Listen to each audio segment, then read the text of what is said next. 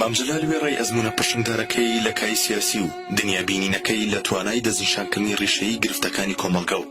پاراستنی مافی تاک لە پێناو ژیانێکیش کۆمەند و شایستە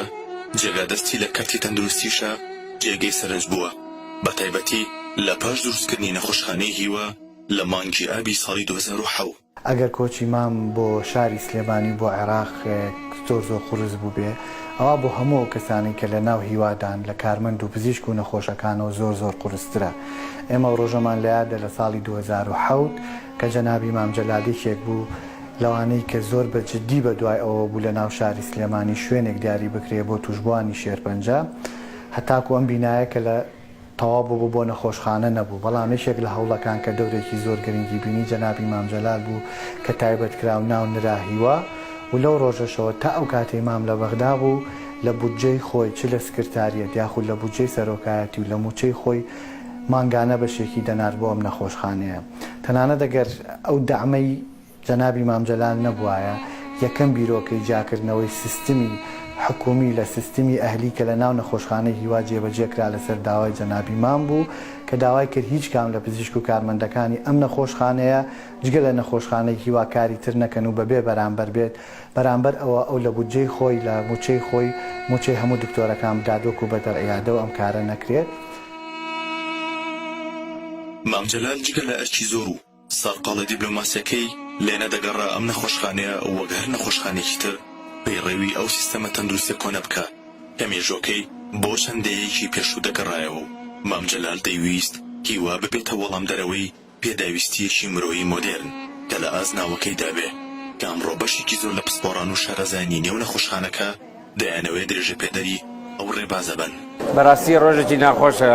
لەم کاتە کە هیوا گەیشتۆتە ئەو مەرحەلە گەورەی کە هەموو نەخۆشانی شێرپەنجە بە تەواوەتی عیلاجەکە مام جەلال بەجێهێشتین چونکە بەڕاستی بەبێ مام جەلال لەم خەستەخانەیە دروست ناکرا. من هاتمەوانێ هەرچی نەخۆشی شێرپەنجە هەبوو زۆر بە بێناز بوو کەسمان نەبوو ئێستا وەتا زیاتر لە 100 پزیشکمان هەیە لێرە بەبێ سەپۆرت و یارمەتی مام جەلال لەم شتانە هیچی نابوو. خوا لێی خۆش بێیانی بەڕاستی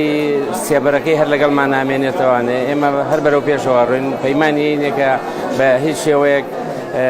سستی ناکەین لەو ڕێبازێکی ئەو بۆی دانێن.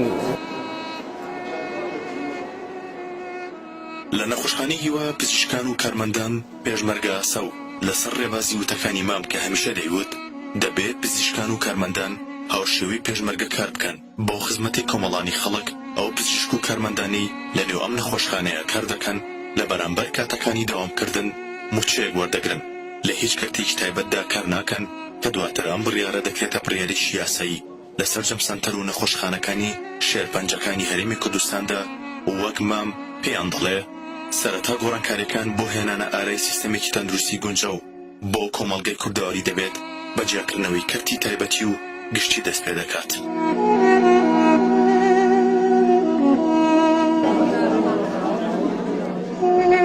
ئەمە دیواری دڵسۆزانی هیوایە تایبەتە بە ناوی هەموو دڵسۆزانی لە قۆناغە جیاوازەکاندا تاوەکو ئەمڕۆ خزمەتیان بە نەخۆشخانەی هیوا کردووە کە تایبەتە بە چارەسەری شێرپەنجە.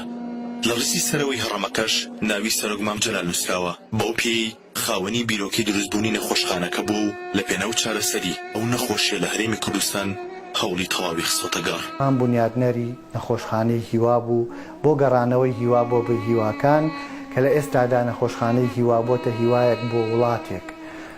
بەبێ جیاوازی بۆ هەموو کەسێک سوودمەندن لێ و ئێمەش ئەم سەروەریەی مام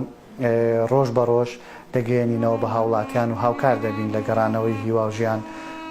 بۆ نەخۆشەکانمان لە نەخۆشخانەی هیوا کە تا ئێستا ئێمە توانیمانە زیاتر لە 18,000 نەخۆشی شێرپەنجە و 45,000 نەخۆشیەکانی خوێن لەم نەخۆشخانەیە چارەسەری تەواوەتی بۆ بکرێت.